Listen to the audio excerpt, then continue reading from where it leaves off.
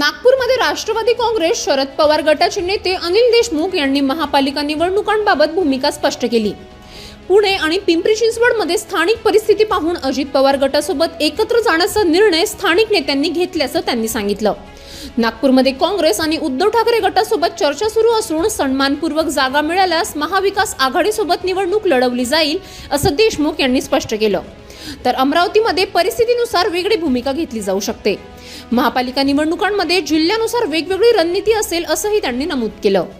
असं आहे की आमच्या पक्षातर्फे जे प्रत्येक जिल्ह्यातील स्थानिक नेते आहेत, त्या जिल्ह्याचे अध्यक्ष आहेत, बाकी पदाधिकारी आहेत, त्यांना सर्व अधिकार देण्यात आले होते की त्यांनी स्थानिक परिस्थिती पाहून, त्या जिल्ह्याची स्थानिक परिस्थिती पाहून त्यांनी योग्य तो निर्णय घ्यावा असे त्यांना सूचना देण्यात आल्या होत्या।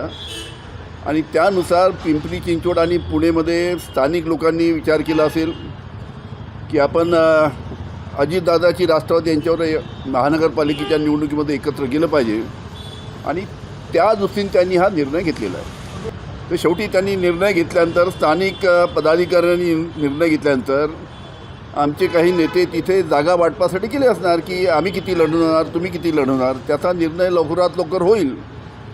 आणि असं दिसते की त्या ठिकाणी दोन्ही राष्ट्रवादी एकत्र येऊन निवडणूक लढवतील असं पिंपरी आणि पुणेमध्ये दिसतं आहे।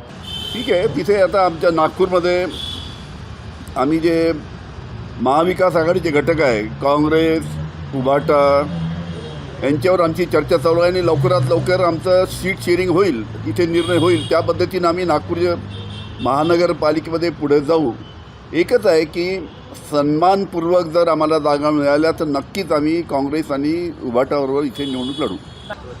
असं आहे की अनेक छोटे छोटे पक्ष अनेक आहेत, रिपब्लिकन पक्ष आहे, CP आहे, CPM आहे, वंचित आहे, अशा अनेक पक्षाची सुद्धा आमची चर्चा चालू आहे तिथे। आता कसं आहे की ज्या पद्धतीनं योग्य जी आम्हाला जागा मिळतील आणि जिथे चांगल्या पद्धतीनं आमच्या उमेदवाराला प्रतिनिधित्व करण्याची संधी मिळेल त्या ठिकाणी आम्ही युती करू।